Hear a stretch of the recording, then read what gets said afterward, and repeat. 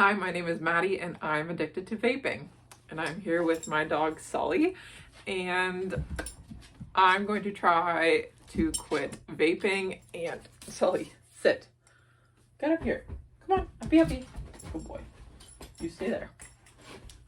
And in this video, I am going to talk about quitting vaping, the effects of vaping, my triggers, and just my experience with vaping and why I want to quit, how I'm quitting, and all of that kind of stuff.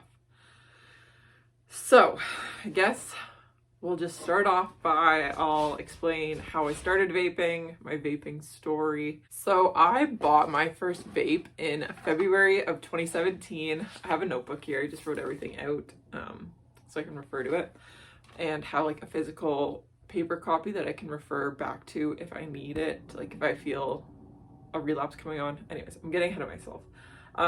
So February of 2017 I started, and that's when I bought my first vape. It was when I started getting into the party scene with my cousin, and I didn't start because people around me were vaping. I did it because I was curious and I just wanted to try it. I wanted to see what it was like. The first one I bought was actually Zero Nic. It was one of those like refillable vape cartridges.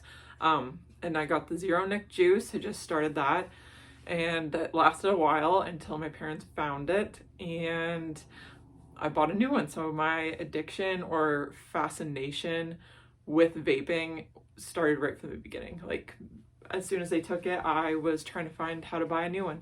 And at that point, this was kind of, I think, before disposables were pretty popular, or like the ones at the convenience store. Like you could really only, well, in my area, you can only buy them at actual vape stores.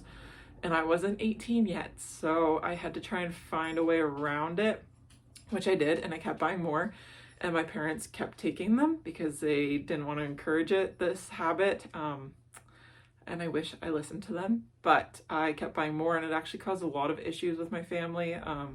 My brother also picked up vaping after I did, and it caused a lot of fights, a lot of arguments, and was not a happy time, but the addiction was running strong, so I kept buying more. So yeah, I started with the refillable ones, and then I think the next one I bought was like a Juul, and then I had Aloes, few in between, the Vices or whatever, all the ones you could find at the convenience store, because it became a lot more convenient to buy them and a lot prettier and more appealing.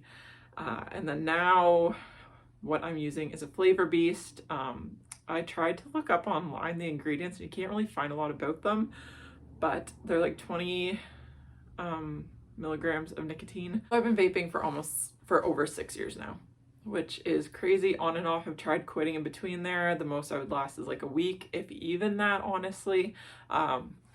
I might not have bought a vape for a week, but I would hit my brother's or his girlfriend's, or find a friend who had one, or have a cigarette.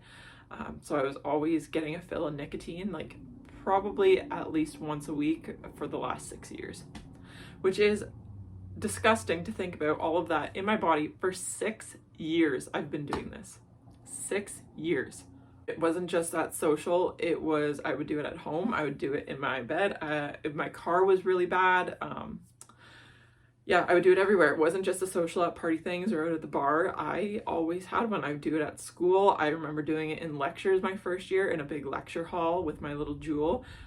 Everyone had them. They were super, super trendy, and I had it. I liked the flavor of it. I liked the mint. So that's kind of just a quick little overview. And I know this video might be all over the place. I'm kind of nervous to talk about this. I've never really talked so openly about it, and like publicly, that I could get criticism, because a lot of people I know, they smoke cigarettes or have a vape themselves, so they don't discourage it really. They don't encourage it either, but it's not out of the norm around here in my small town. Next, I'm going to get into my why I'm quitting vaping and why I want to quit. And one of the big reasons is my skin. Vaping is very dehydrating, not just for your skin, but for your organs, for literally everything. And my face is really breaking out, and like down my jaw, everywhere. And I think it's also like from bringing this stupid vape up to my mouth all the time, like bacteria is getting up there. It's just very unsanitary and gross. So my skin is a big thing for me, and it also limits myself. My lungs aren't great, my heart isn't great, I'm coughing, I can't run, I don't have as good like endurance, and just overall fitness levels are very poor. It's always in my hand, or I'm always worried about where my vape is. I'm always looking for it. If it's not in my hand, I don't even really have to be hitting it, but if it's not in my hand, I am like panicking, looking for it all over the place. I don't know where it is. I need it. It's like an extra limb. It is attached to me at all times. Even when I go into class, I can't just leave it in my vehicle. I have it in my bag or in my coat pocket. And with that, I'm always thinking about it. It's always on my mind, always wondering where it is, when I can get my next hit, when I can get my fix. And that has caused me to cough up a lot of phlegm, which is disgusting. I use it as a reward system or to prep myself before I have to do something. So if I'm going somewhere, I'll do a haul. If I'm doing dishes, haul and then some dishes. Or if I finish something as soon as I'm out of class, haul. If I finish doing homework, hauling on it. While I'm doing homework, it's always in my hand. I can always see it on my desk and, you know, just take a hit every once in a while. It's almost limited. It's also limiting my coping skills. I rely on it a lot for like emotional regulation, which is kind of counterproductive because it also messes with that too. And I want to be able to face my emotions head on, not just rely on this crutch of a frickin' vape. So doing my research, this is going to be not sciencey at all, but like a little bit more in depth of the effects vaping can have on you. One thing I didn't know, well, I knew about it, but popcorn lung is actually caused by the chemical diacetyl, I think it's called, or pronounced, which is used in the flavoring agent of the vape juice. And that's what causes the popcorn lung, which is actually like permanent scarring on your lungs. So that comes from the flavoring. So with your freaking mint pods, you also get a side of popcorn lung. Also increases like asthma, and just like your respiratory function is very much impacted in a very negative way, and also so are a lot of your organs too. So for your brain, it actually impacts your impulse control, and your impulse control isn't as strong. I'm not exactly sure why.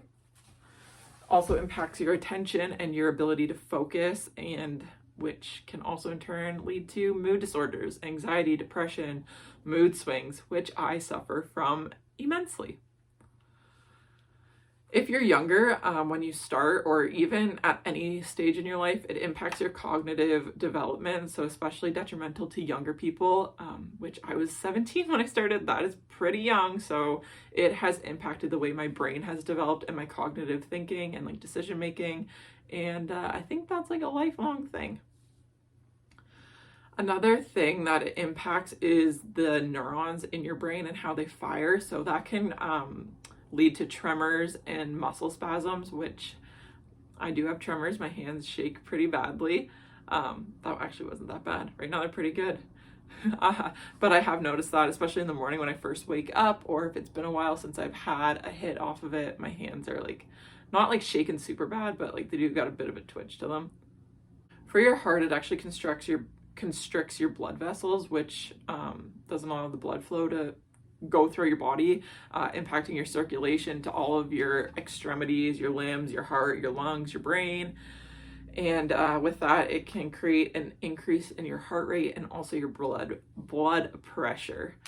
If you can tell I'm nervous, I am stumbling over my words, but I know I need to do this for not only myself, but I hope it helps someone else too. Vaping can increase inflammation throughout your entire body, organs, external, like soft tissue and everything.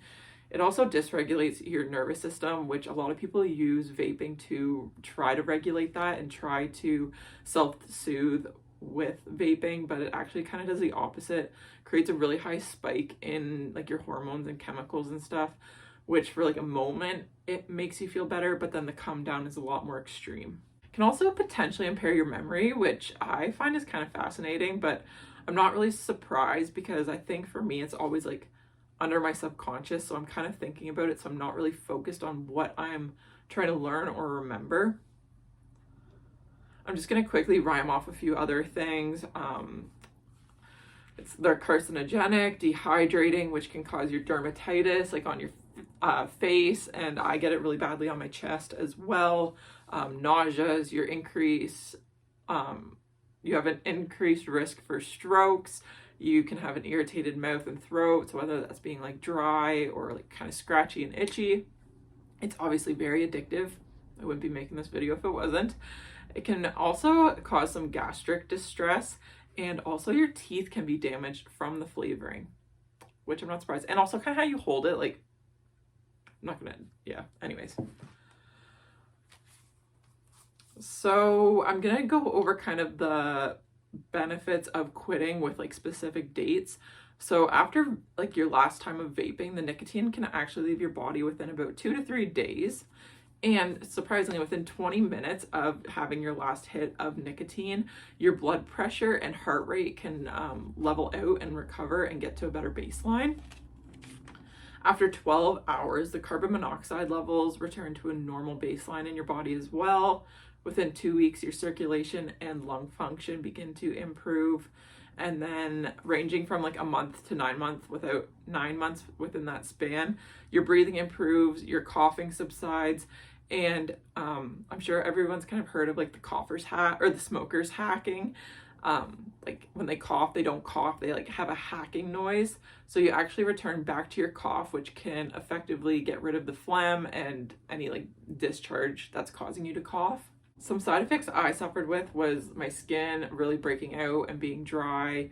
My fingers are very like brittle. My nails and my skin around my cuticles are very dry and cracking. My lips are dry. My hair, just everything. My anxiety is super, super high right now.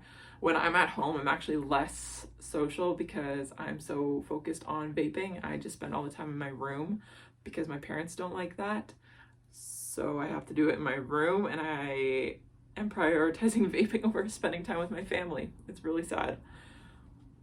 I cough up phlegm. It's disgusting. There's always something like stuck in the back of my throat. My lungs hurt, especially after like trying to work out, which is just overall decline in my health and fitness, which is scary.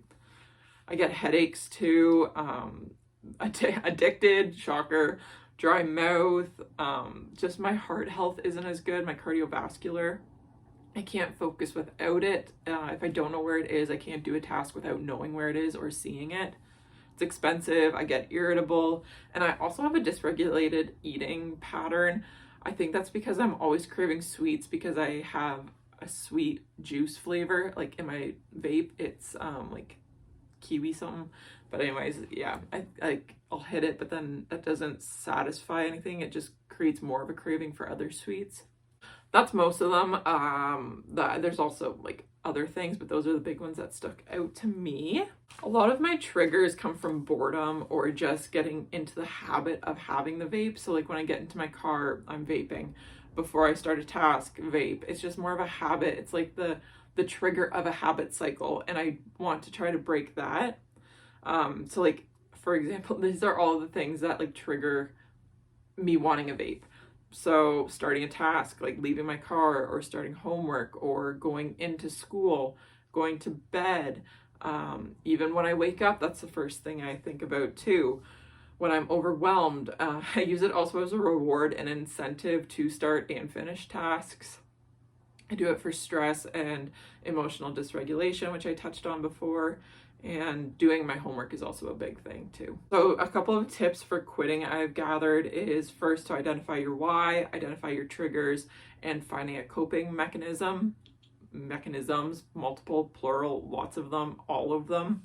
So my coping methods, I'm going to be doing it cold turkey, quitting cold turkey. Yeah.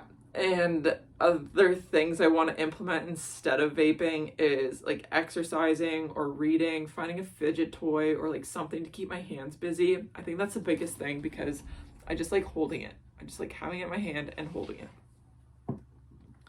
Drinking water, listen to music, dance, take my dogs for a walk. I'm also going to be using a tracker app. I have 2 right now that I'm going to test out. The one is I Am Sober and the other is Quit Vaping. I'm also going to try to use... He's biting my blanket. You don't do that. You don't do that. Don't do that. I'm gonna try to do some visual affirmations, like have little sticky notes posted other places around my house, in my vehicle, on my mirror, on the door, just stuff like that to kind of keep Sully. Just to have that visual reminder and to kind of break me out of my thought pattern. And by quitting cold turkey, I've heard other people do like the delay method where you don't quit cold turkey, but you just like delay your response to the cue to vape. Bless you. So that would be like, oh, I want to vape, but then you wait 2 to 3 minutes, where I'm not going to do that. But if that works for you, go for it. Anyways, that kind of wraps up everything I wanted to talk about in this video. Now I'm going to do something really hard on camera. I have a jar of water and I'm going to drown my vape so I can't have it right now on camera. Probably going to take me a few minutes to work up the energy to say my farewells, like how sad it is, but like this is a big deal. This is hard. Gonna have one last haul here. Okay, last haul.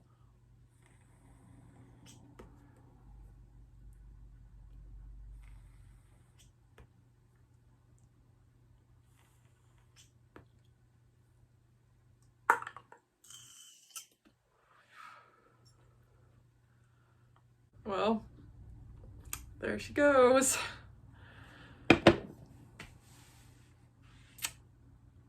We got this, Sully. If you're trying to quit, this is your sign. Just try, give it an honest effort. Like, the first 3 days are going to be hell. I can almost guarantee that. But then after that, once the nicotine leaves your body, it might be easier. But I'm trying to, this is going to be good. This is for my health, for my future family's health, for my current family's health, for everyone, for financial well-being. This is the right decision. I am making this. My future self doesn't vape, so why should my present self vape? Right, Sully? Right! Yes, we're done! Yeah! We quit! Yeah!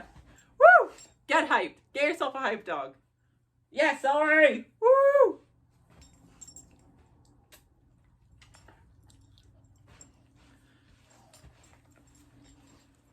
Thank you for watching this video, and I believe in you. Message me anytime if you need someone to talk to, any support, or just anything. I'll leave my Instagram in the description, and I will talk to you guys later. Bye. I just drowned my vape. You can hear it. Like literally just got up here and took it out of the water, and already in the back of my head, I'm like, I can go look in my brother's room. I'm sure he has one in there. I could get one more haul off that. Just being real and honest. 25 seconds later and I'm already in the back of my head thinking about another way I can get a hit.